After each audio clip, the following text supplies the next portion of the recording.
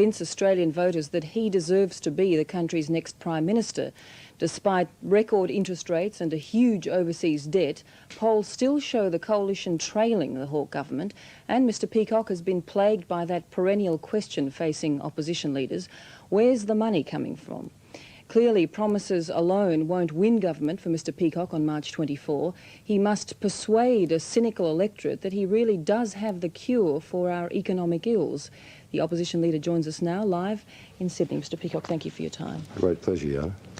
You said last month that your government would bring about a massive fall in interest rates. Do you stand by that claim? Well, I've been saying consistently throughout the election campaign, not only that we'll bring about significant, substantial and sustainable reductions in interest rates, but the contrast is the Labor Party doesn't have a policy on interest rates. Well, it offers nothing, you see. Can I stop you there? Sure. Your word was massive. It's a grand term. It means huge. Do you stand by that? What I've been saying throughout the campaign, as you know, is significant and substantial reductions, and the reason for that is that we have an anti-inflation policy. Now, you know how interest rates are determined. If you lent me $100 for a year and wanted me to repay it at the end of the year, you wouldn't accept just $100 back from me. If inflation was running at, say, 10%, you'd say, give me 110 plus, say, 3% if I'd invested, I'd have made a profit. But the substantial element of the interest rates is inflation. And we have an anti-inflation policy and the government doesn't. So that's the contrast in this campaign. All right, so you're telling me that you have a reasonable hope of bringing down interest rates because you're going to bring in policies that will bring about the conditions? No, significantly more than that. Well, because, let me tell you why. No, of course you don't. But the reality is, by cutting government expenditure as we are and reducing demand at the government level, by boosting productivity, and you know our programs to do that, by way of labour market reform, by way of privatisation, by way of contracting out services from the government to the private sector, which gives a big boost in productivity. We make our attack on inflation as well as on our debt problem. All right, Mr Peacock, I know, and with respect, we have all heard that during the campaign. Massive fall in interest rates under a Peacock government, yes or no? Yes, well, I've said to you, significant and substantial. Well, I do. I'm entitled to use the... Well, I'm not. No, I'm not. What I'm saying to you, you're playing the games. I'm not playing with people's lives. You're playing games with words, if you don't mind me saying so. I'm telling you the policies that will work.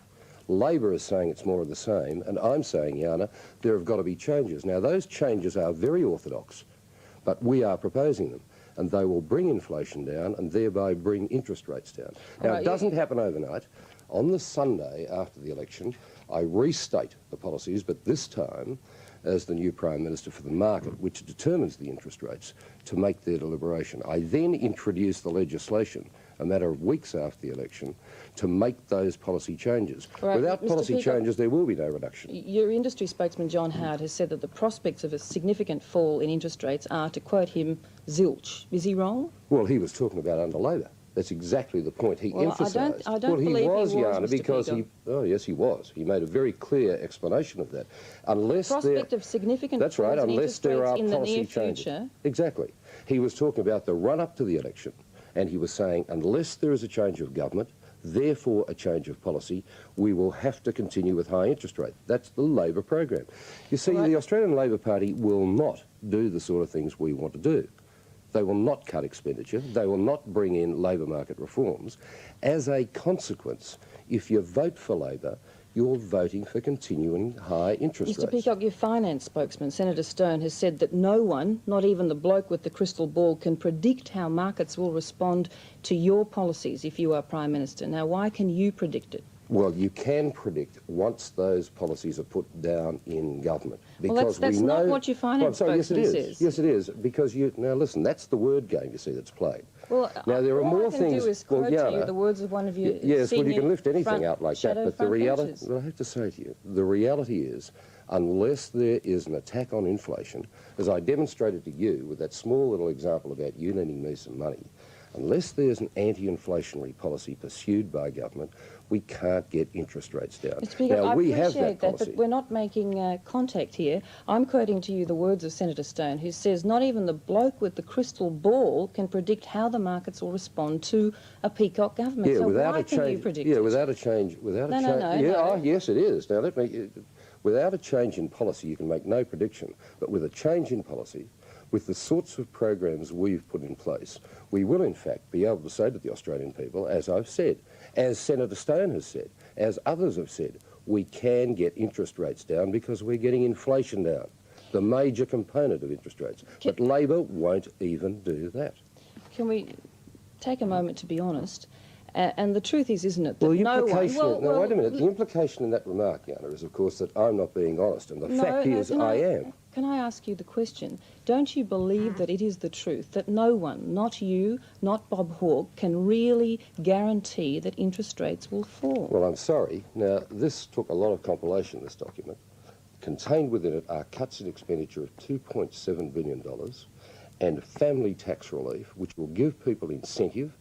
You believe you're creating an environment for interest rates to fall? I'm telling you that there are certain laws and rules that can be pursued within economics, and we are pursuing the appropriate ones to get inflation down. All right, well, let's just get it straight. Can I ask you, bluntly, can you guarantee a massive fall in interest rates with a Peacock government? I'm telling you that I am certain that with these policy changes, we will have significant falls over a sustained period of time in interest rates, because we'll be bringing inflation down and because we'll be tackling our foreign debt problem. And you feel comfortable saying that despite the situation with our overseas debt, despite what's happening overseas with interest rates? Yes, but you see, that has occurred. The overseas debt has occurred under Labor.